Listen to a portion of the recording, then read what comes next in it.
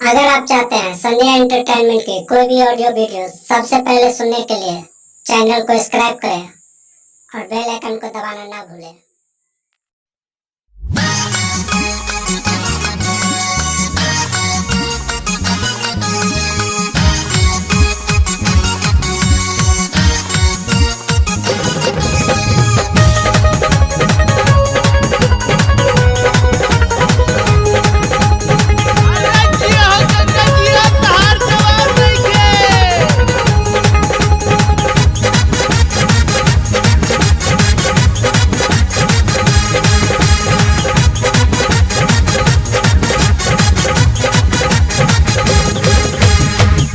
तू वाईफाई से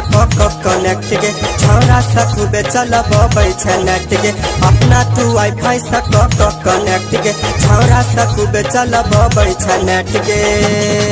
छौरी लेने छगे जियो के सिम लाइन रह छगे रख दे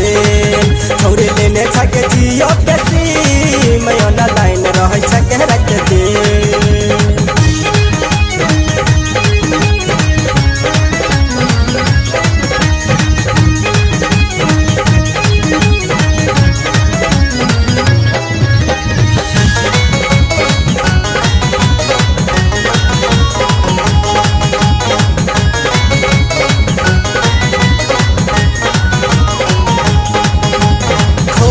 यूट्यूब देखे छरत भर रमेश कुमार के गाना गे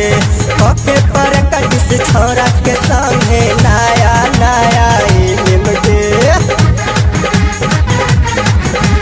खोले छ यूट्यूब देखे छरत भर रमेश कुमार के गाना गे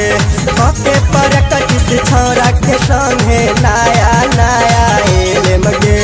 हरदम हिट रहै छौ तो हर छुअला परमसे हरदम हिट रहै छौ तो हर छुअला परमसे छौरी लेने छगे जियो के सिम लाइन रह छगे रख दे छौरी लेने छगे जियो के सिम लाइन रह छगे रख दे।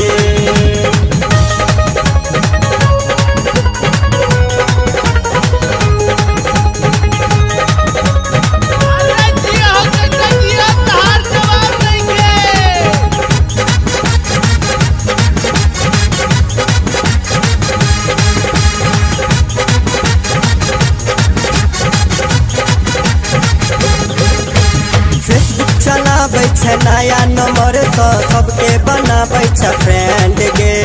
आई लव यू लिख के सबका के लगे करे छै मैसेज सेंड गे बुच्ची फेसबुक चलाबै छै नया नंबर तो सबके बनाबै छै फ्रेंड गे आई लव यू लिख के सबका के लगे करे छै मैसेज सेंड गे धीरज तोरा मन ने भावो फर्जी के छी सवकीन धीरज तोरा मन ने भावो फर्जी के छी सवकीन गे छौरी लेने छ तू जियो के सिम लाइन रह छगे रख दे छौरी लेने छगे जियो के सिम लाइन रह छगे रख दे।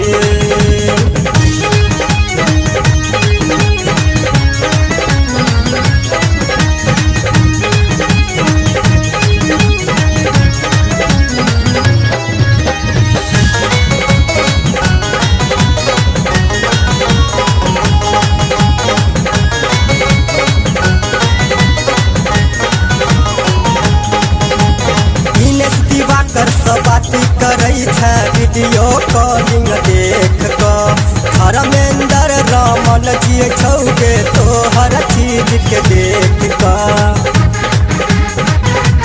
गे बुच्ची दिनेश दिवाकर सब बात करे छै वीडियो कॉलिंग देख कर धर्मेंद्र सुनील जी छौगे तो हर चीज के देख कर कहै छौ रमेश चहुटा बाला चढ़ल जवानी हसीन कहै छौ सूरज नीरज की चढ़ल जवानी हसीन के छौरी लेने छ तू जियो के सिम लाइन रह छगे रख दे छौरी लेने छगे जियो के सिम लाइन रह छगे रख दे। अपना अपना तू वाईफाई से कनेक्ट गे छौरा से खूबे चलबै छै नेट गे अपना तू वाईफाई से कनेक्ट गे छौरा से खूबे चलबै छै नेट गे छौरी लेने छगे जियो के सिम ना लाइन रह छगे रात दिन छौरी लेने छगे जियो के सिम ना लाइन रह